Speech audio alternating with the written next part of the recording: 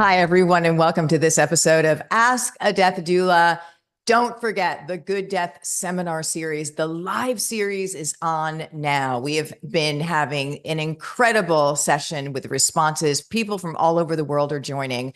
The sessions are live. They're every 2 weeks. They stand alone. So you can come to one, you can come to all of them. Meet and Global Community. They are on Zoom. Space is limited. So if you want to join, there are no replays. If you want to join, please make sure to sign up with the link below and share with your friends. They are incredible. Again, the Good Death Seminar Series is on now. Okay. Welcome to this episode. We are going to talk about the first phase of end of life. And this is incredibly important to understand this phase because when somebody initially gets a terminal diagnosis, many of my families, many people have said, I didn't know what to do. I don't know what to do. I don't know what to say. So I didn't say anything. Many times they didn't show up. They avoided the situation. They didn't know what to say. So we want to make sure that you understand what you can do, what is happening in this phase, giving you tools for it, and then understanding why it's critically and vitally important to show up for somebody at this very moment when they have just been told that their life as they know it is ending, that they have a limited time left. And then I'm going to give you concrete tools that you can do, that you can use in this space to be of the highest service to somebody that you love at the end of life. Okay, so we call this the shock phase. Now, I want to share with you, hi, if you don't know me, my name is Suzanne O'Brien, and I am a former hospice, end of life nurse, and oncology cancer nurse. And I have been honored to work with over 1,000 people at the end of life. And so and from people all over the world. And what that has allowed me to do is learn so much about this space and be able to educate and share with you what works and really what does not work. By the way, something that we're all going to be called to do, to show up for somebody at the end of life, and knowing how to do that changes absolutely everything. So this is what I call the shock phase. Because of all the people that I've been honored and privileged to work with at the end of life, for the most part, it has been a shock, a feeling of overwhelming shock, not just for the person at end of life, but for their family members as well, when somebody is told they have a life-limiting disease. Now, why is it a shock? I want to tell you that the removal of end of life, the removal of education, the fear that has been built around it, the maybe unconscious way as medical professionals that we approach this area with the verbiage that we use. He lost his battle with cancer. I'm so sorry that there's no more I can do for you. These are all pointing in a direction that something on the other side of this is to be greatly feared, avoided, and run from in the opposite direction as fast as you can for as long as you can.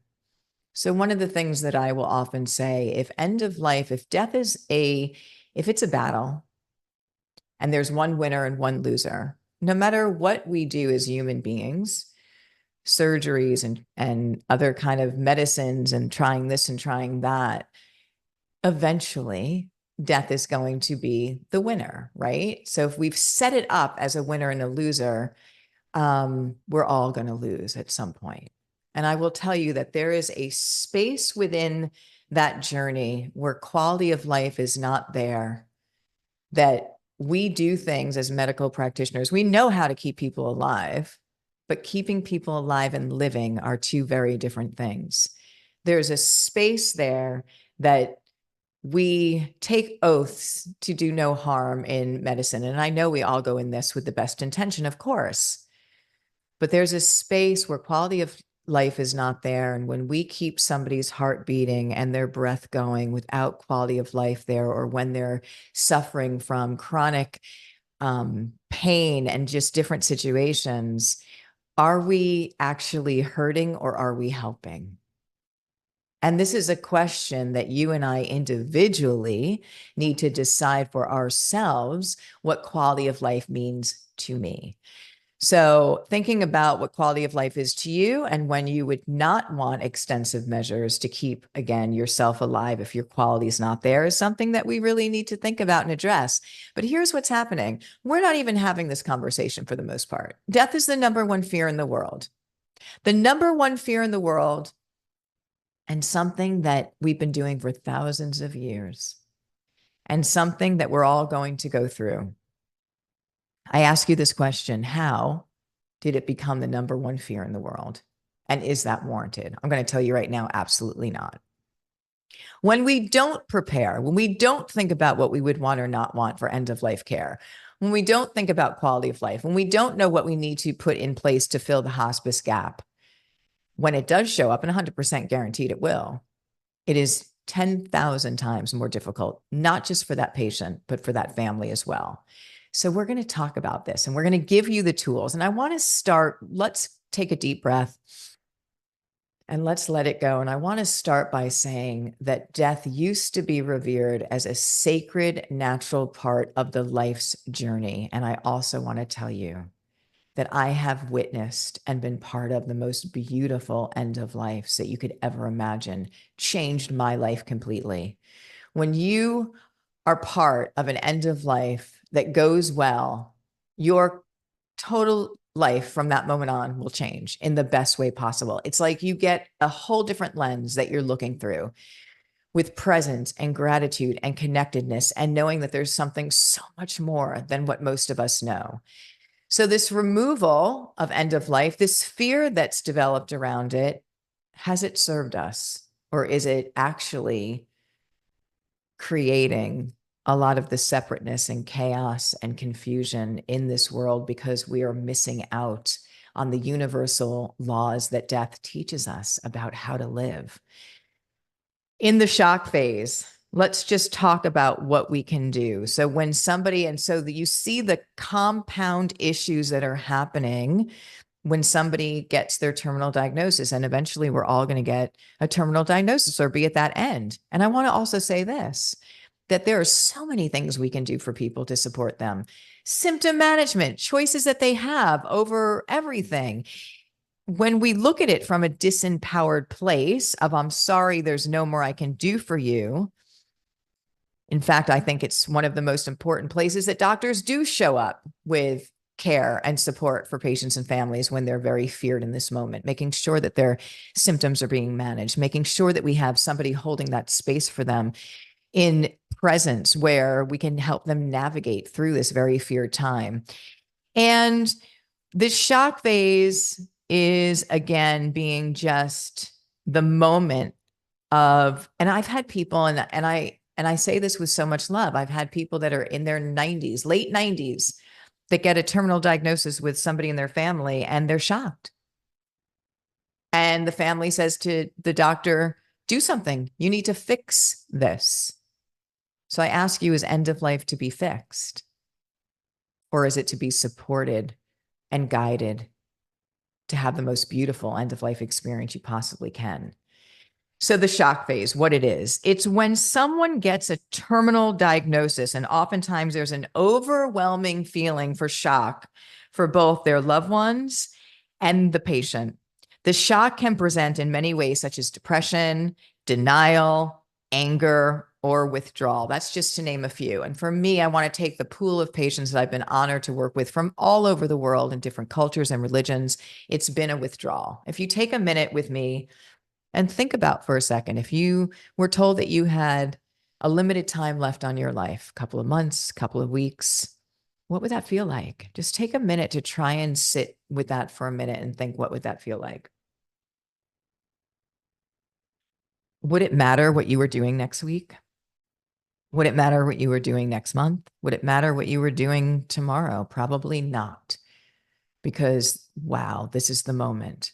What we usually are grappling with is what's unfinished, what's unresolved, what is unreconciled with my being in this world that I have regrets for. So if my time is up, and I want to really impart to you the number one regret that I have seen from dying patients, it's not the fear of death. So yes, we know that death is the number one fear, but I want to tell you, when patients got their terminal diagnosis, it wasn't the overwhelming fear of the death. It was the overwhelming fear of regret that they did not share their gift and meet their alignment with the gift that they brought into this world in which they were supposed to share. So there is a whole bunch that we learn at the end of life. And one of the main things is that you are a human being. There are two parts to you. And this is fully what I believe. First of all, your being part is your true soul self, the higher wisdom, heart guidance, all the love, all the connectedness. And the human part is the school in which we go through the trials, the tribulations, the false belief systems, the feeling that we're separate, the holding on to resentment and unforgiveness, and all of the human ego emotions. And the journey of life is to connect back with your soul self, the being part of you, and allow that trust to guide you on your path of purpose and fulfillment in this world. So for me, when I explain it in my classes, is that because we see this at the end of life, when I'm sitting with people at the end of life and their physical body's diminishing, their spiritual body's growing. And there's one point in this journey that they have one foot in this world, one foot in the next, and they talk about it. It's the place that I call they get their spiritual eyes, their spiritual wisdom. And they wake up from a sleep, a nap, an overnight and go, I get it now, Suzanne. I know why all that stuff happened to me. I know why this happened and this happened. Like everything makes sense because they're accessing their higher knowing of their spiritual soul self that is always connected, that is always at peace, that is always perfect. And they're able to see what those experiences were providing for them, the opportunities to expand, for soul growth, to connect to their higher self. And that is a little Doulagiver pearl of life mastery for you, because it's no accident that you are here. We are all chosen to be here. And what a amazing, beautiful thing that is. What an honor that is. What the goal of the life's journey is to know that you've got the two directionals. You've got the ego programmed part and you've got the being part. And when you're able to tap into your heart with forgiveness and kindness and love and say, I'm choosing love and I'm going to listen to my heart guidance. When you're able to match that frequency and find that place, you start to hear your soul guidance of what you're supposed to be doing in this life, the gift you're here to share.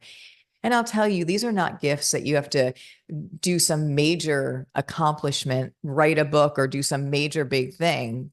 The real gift, the real power of humanity is every single day making a choice. Are you showing up in fear and anger and separateness, or are you going to show up in love frequency?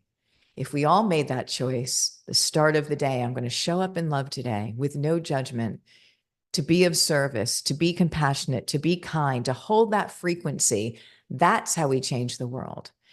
So knowing that we're human beings and knowing that the shock phase and the regret at this moment, and please help us to change this. It's not the fear of death that should be the number one fear in the world. It's the fear that people did not live, that they didn't live. So this shock, this overwhelm that their time is over because now they don't have an opportunity for it, right? They were given 70, 80, 90 years. And we know that it's not just all older people that have their end of life. We know it comes in all different age and situations. But when we're looking and we're going to talk about people who've been gifted decades to live and they get the terminal diagnosis and they know they didn't follow their heart and share their gift the way that they were supposed to when they came in. And there's no judgment here. That's the regret. So they're withdrawn. They're trying to grapple with everything. So what I want you to know is what you can do at this moment. It is extremely helpful to remember that your loved one and family, so the loved one, the family, have just lost what they feel of all control over their life. And telling someone that they have a terminal diagnosis and there's no reversing the process is a very difficult place for people around them. So what you want to make sure that you're doing is showing up, number one, and being a strong, supportive presence. Remember when we said, families say, doctors, fix it. My loved one has a terminal diagnosis or something's going on. Change it, fix it. And we really expect doctors to be able to do that. In fact, we've taught them how to keep people alive, and keeping people alive and living are two very different things. Here's what we want to do. We want to show up and be a strong, supportive presence. We want to think in terms of that control that they feel that has been taken away from them and giving them back control. Be an incredibly good listener and ask the family. So I usually do this with the main person that's at end of life, and then the main caregiver is asking them, what can I do for you? And Mr. Miller, is really weak now. He's been sick for a long time. He's been having chemotherapy, and he may not really be able to even get out of his chair or out of bed, but he can tell me what he needs. He can say, can you get help from my wife? He can say, can you bring my dog to the dog park? He can say, can you help arrange things? He can let me know and I can be the doing for him, but ask them, give them back control. And that's super important. People have and I understand it. They feel at this moment that all control has been taken from them. But I want to tell you this, they have control over everything. We know that the body's declining, and that has to be, we don't know how that's going to feel until we get there. We know that has to feel really scary. But they have control over everything else. What do you want to eat? Who do you want to come visit? What music do you want playing? What decorations? Where do you want your room to be? Like, do you want to be in a main room? Do you want your dog with you? Do you want to watch the Yankees all the time? Whatever you want, this is your journey. The only thing I won't negotiate on is safety, because we know at the end of life, two major safety issues always happen. One, that person one day will not be able to stand and or walk, and one day that person will not be able to swallow. So we want to be ahead of those. Everything else is a go. So make sure that we are giving back control. And you want to, in this shock phase, you want to look for what I call immediate needs, immediate issues. So let's say you have parents, because I think that what happens now with our aging population, that we're all looking at older relatives that we will be responsible for caring for. I know that I have them, and I know so many other people do. So with that being said, when we start to look at showing up at this time, okay, so you check in with them. I just checked in with my mom and my dad, and knock on wood, they're doing great. But, I know that will not be the case forever. And when that moment comes where something happens and I have to drop everything and go there, I want to also know the tools in which I'm going to be using in that moment, in that shock phase. And one of them is for you to look for what's called acute issues. Acute issue is an immediate need. So it's something that needs to be rectified right away. Pain, exhaustion, anything that, again, needs to be dealt with right away to help that highest quality for every single day that person has. And this is a question that you want to ask every single day that you're caring for your loved one, that you're there. You want to ask, are there any acute issues? Now, why, Suzanne, would I say to ask this every day? If you're there and you're asking it every day and the pain is minimal and mom got some rest, why am I still asking you in your own mind to say, are there any acute issues I'm seeing on my visit today? Because this is an end of life process and things change. And we know that it's going to be a decline. We don't know how quickly that decline is going to go, but it's always going to change. So when you have the technique of asking, are there any immediate issues every time, you're going to make sure that you are supplying what's needed for the highest quality of days every single day that your loved one has. That's critically important. Another question and tool that you want to use right now is saying, are there any safety issues that I'm seeing? We just covered that end of life, two major safety issues will always happen at the end of life. One day that person will not be able to stand or walk, and one day that person will not be able to swallow. Guaranteed part of the end of life journey. Don't know when they're going to show up, but know they're going to show up. When you ask these two questions about safety, when you're prepared for them, I want to tell you, you prevent something really awful from happening. People fall, they break their hips. It's just awful. Or they can, God forbid, choke or have aspiration pneumonia. So you want to make sure that you're asking, are there any acute issues? Are there any safety issues? And the third is, what is the support system? End of life cannot and should not ever be done by one person, but I see it all the time. Use the Doulagiver Support System Scheduler. We have a beautiful scheduler for you that you can get. Make sure that people are good and they want to help.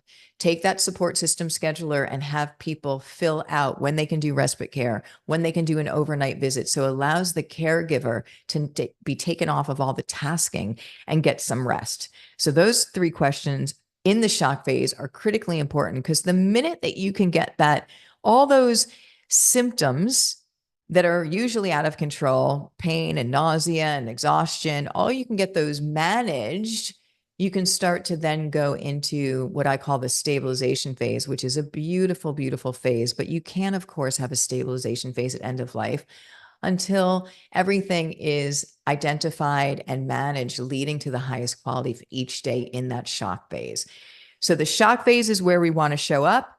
The shock phase is where we want to be a great listener. The shock phase is where we want to give control back to the person by asking, what can I do for you? Allowing them to know that you will be here walking this journey with them is really incredibly comfortable. Another thing that you want to do in this shock phase is meet people where they are. And what I mean is meet people where they are emotionally and work from that point forward. You know, the mechanism of denial, it's an amazing mechanism, powerful.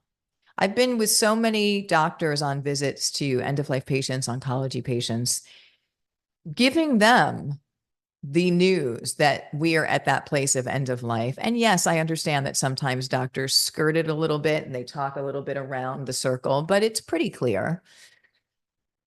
And how many people grab onto the one thing that that person said that was not saying that they had an end of life, and the denial of that. And then there's another part of this that just came into my mind. I have been on multiple calls where people were actively in their dying phase. Family had no idea. I've been on at least one oncology round that the 3 family members were sitting. There's no judgment here with what I say. I just want to share with you how powerful denial is. 3 people were sitting in the hospital room with their mother, and I came to do rounds with the other nurse. I was handing over to the night shift, and the woman was dead. She was dead in her bed. And I pulled the curtain and I said to Linda, I said, she's dead.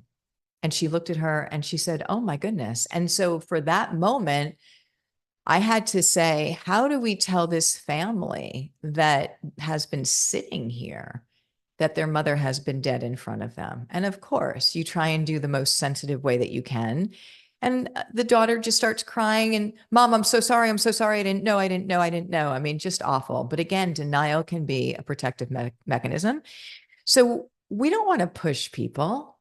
We want to meet them where they are. We want to support them. And if they are in denial, wherever they are in that moment, work from that point forward. And I'm really going to really stress to you that this is their journey and we are here to support them to show up. We're not here to take over. We're here to support them at the highest level that we can.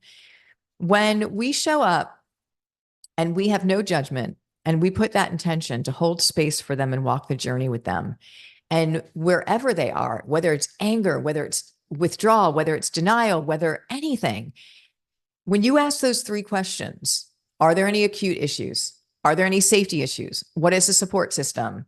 On every visit you make to your loved one, you will be a phenomenal support to someone at end of life. Why? Because you are making sure that all of those symptoms are covered for the highest quality of daily living. You are watching for safety issues to prevent something worse from happening. And you are making sure that the care is being shared, that it's not falling on one person. And that makes a beautiful end of life. No matter what the disease process is, no matter where that person is on their journey, you can always do that. So if you walk away from this podcast just remembering the 3 questions, you'll be a phenomenal support to somebody at the end of life, no matter what phase they're in. So you want to meet someone where they are emotionally and work from that point forward. And then the third really important part to this is that you want to build the trust. Build the trust with that loved one. Do not take over. Listen to them, let them know that you are here to support them. I want to share with you, if I may, a story about building the trust from when I was a hospice nurse. You fall in love with your families all of the time. And I remember, and again, end of life, working with people who are dying changes you in the best way possible. And I remember getting a new patient. She had lived in a different state. She had come down to live with her adult son, his wife, and their daughter for her end of life. And I remember coming on the first visit to their house, riding my Honda Civic. It was a fall. It was in New York State. So it was beautiful. The leaves were turning. It was the afternoon. The sun was, just coming through. And I was just in awe. And that's what working with people at the end of life does. Your gratitude and level of appreciation and level of connected presence heightens to a level that is so incredibly beautiful. And that's every single day. So here I am driving there and just marveling at the gorgeous weather and everything there. And I come up to this wooden house. It's a log cabin, a very big, nice log cabin. Knock on the door, and the man opens the door, and he's holding a syringe of medication in his hand, shaking. And I thought, oh, what do we have here? And so he was in his 40s, and I come in and I meet his mother, who was doing quite well, by the way. She's the patient. She was doing minimal pain, alert and oriented. She was doing well. My initial work was with him.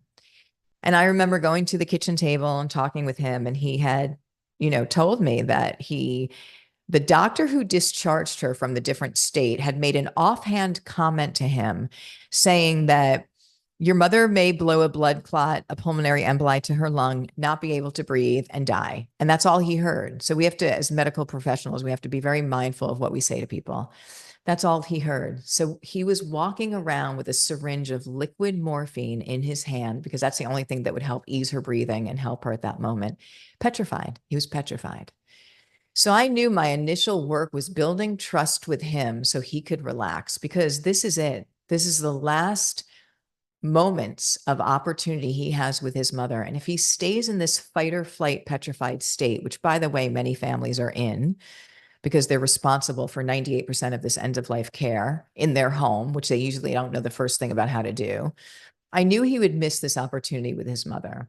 So I would educate him on things, and he would go fact check me. And I would tell him that if he called my hospice work phone, during my working hours, I would call him back within 3 to 5 minutes. And he just call my phone, time me. And then once he realized that he could trust me, he started to relax. And when he started to relax, he started to be able to have time with his mother, conversations with his mother, absorb the teaching that I was teaching him. And we actually got a couple of months with his family, which is not typical on hospice, unfortunately. And building the trust set the tone for this entire journey. I wasn't here to fix it. End of life can't be fixed, but I was here to hold that space, guide them, and support them in this. Not just him, his wife, and his daughter, who is 8 years old. So allowing them to ask questions, allowing them to have interventions that they could use to make grandma comfortable. And I want to tell you how this story ended. It was really interesting. So as a hospice nurse, I can pronounce patients who die. And I remember coming there that afternoon, and I knew she was going to die. You get really good at your knowing. I knew she was going to die that night. And I told the wife, the little girl was still in school, and I told the wife and the husband that she's going to die tonight.